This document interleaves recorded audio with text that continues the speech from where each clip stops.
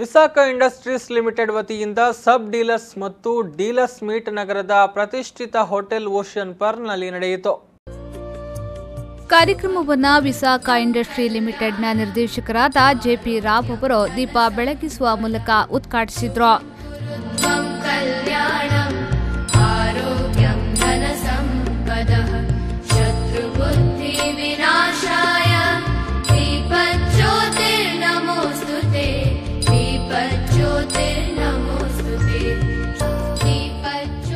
ಬಳಿಕ ಮಾತನಾಡಿದ ಅವರು 60 ರಿಂದ 70 ಹೊಸ ಗ್ರೂಪ್ಗಳು ನಮ್ಮನ್ನ ಸೇರಿಕೊಂಡಿದೆ. ಹಾಗೆ ನಮ್ಮೊಂದಿಗೆ ಉತ್ತಮ ಬಾಂಧವ್ಯವನ್ನ ಹೊಂದಿ ಒಳ್ಳೆಯ ರೀತಿಯ ಕೆಲಸವನ್ನ ಮಾಡುತ್ತಿದೆ. ನಮಗೆ ಹೆಚ್ಚು ಸಹಕಾರವನ್ನ ನೀಡುತ್ತಿದ್ದಾರೆ ಎಂದು ಹೇಳಿದ್ರು. I find 60 to 70% a new group joined with Visakha and doing a wonderful job and contributing lot many volumes in this zone. Thank you very much, friends, and for contributing wonderful volumes in this zone. I would like to talk.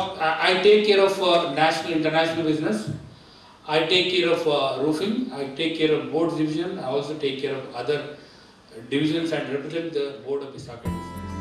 ಅನಂತರ ಹಿರಿಯ ಉಪಾಧ್ಯಕ್ಷ ಮನೋಜ್ ಜಾವೇಕರ್ ಅವರು ಮಾತನಾಡಿ, ಹೊಸ group ಸೇರಿಕೊಂಡಿದ್ದು ನಮಗೆ ಸಂತಸವನ್ನುಂಟು ಮಾಡಿದೆ ಅಂತ ಅವರು ಎಲ್ಲರಿಗೂ ಸ್ವಾಗತವನ್ನ ಕೋರಿದ್ರು.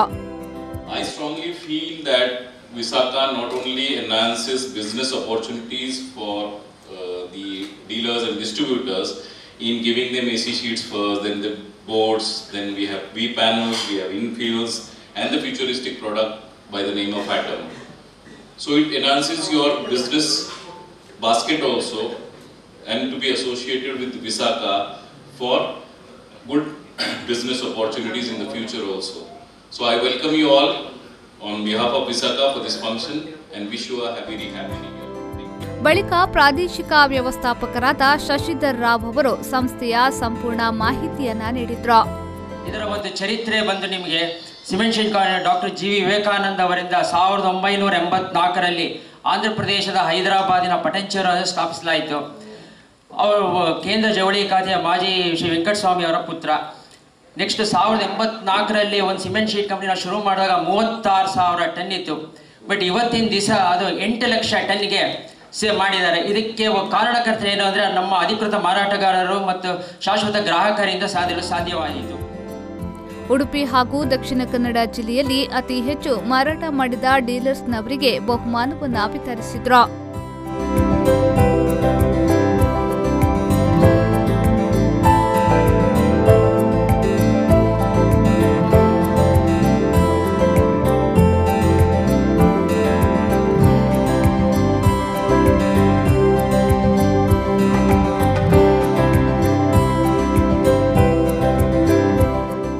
ಈ ಸಂದರ್ಭ ಸಹಾಯಕ ಉಪಾಧ್ಯಕ್ಷ ಅಜಯ್ ಕುಮಾರ್, ಸಹಾಯಕ ಪ್ರಾದೇಶಿಕ ವ್ಯವಸ್ಥಾಪಕ ಸತೀಶ್ ಮತ್ತಿತರ ಗಣ್ಯರು ಉಪಸ್ಥಿತರಿದ್ದರು.